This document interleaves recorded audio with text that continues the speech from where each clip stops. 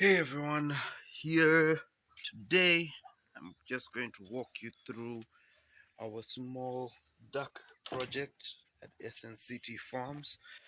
Now, one thing you have to understand is the reason why we started duck farming, why I initiated the project. So you can see behind me there's goats, goats. We've built a mega structure for the goats. I'll walk you through how we did that and the cost of doing a good structure like this in Uganda in the next video. But for now, we're talking ducks. Now, the breed of ducks that we have here at SNCT Farms are the Muscovy ducks. I will show you a little clip as I'm walking through the duck area. The Muscovy duck was what I chose to start with because when you're starting a project for the first time, there's a lot of risk, and you don't want to start with an expensive breed. You want to start with a breed that is easy to manage and affordable. So if all of them were to die, you can easily replace them. So we started with Muscovy ducks. I started with about 6 of them, 6 females, 1 male.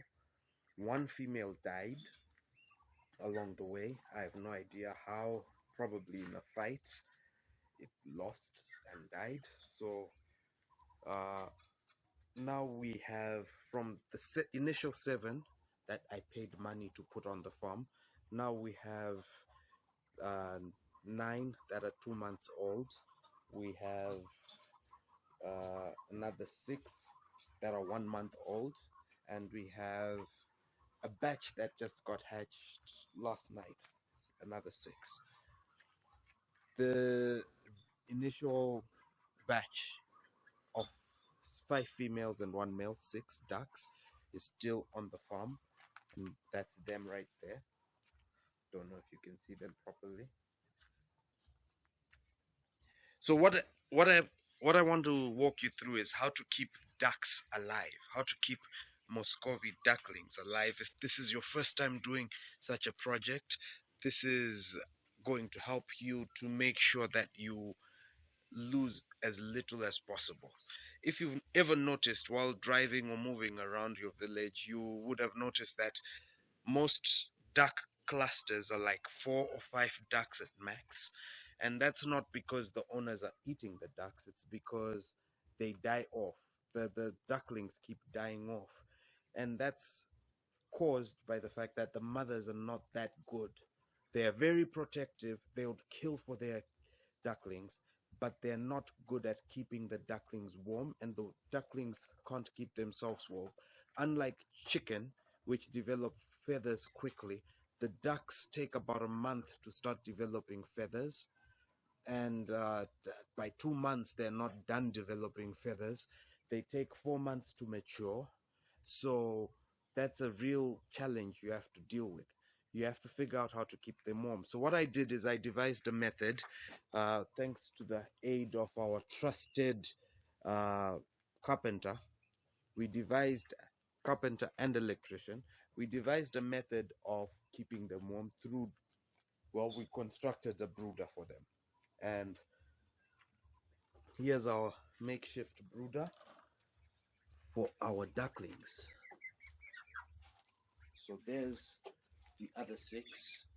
As you can see, they haven't developed their feathers yet, and yet this is almost a month old. And these are the new kids on the block.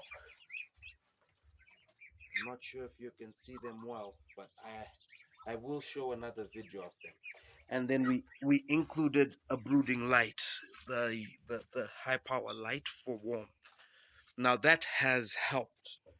Our first batch of ducklings was about 13 or 14 hatched ducklings, eggs. All of them died within the first, I mean, they were dying daily. They died within the first 2 weeks. And that's what brought me to the conclusion that I needed to do something. And this is the solution we came up with. We just cleared a small section here to put the ducks in. And now we still have a mortality rate, which is human caused by us not turning on the brooding light some nights, or the caretaker lifting the light up which means they don't get heat and they die. We do have that issue from time to time, but the ducks are amazing. They multiply really fast. As I said, we started with 6. Now we have 20, 25 ducks on the farm, and this is all within 6 months. It's been less than 6 months of having the project here. Unlike the goats, which take ages to multiply compared to ducks, of course, not comparing to cows. So yeah, that's our system for taking care of the ducks. I also came up with a solution for them because they like water. So we put a makeshift dam here, just a drum cut in half, and it fills with water as it rains. The ducks love swimming in it. They go in there, they drink the water, they eat the insects from there.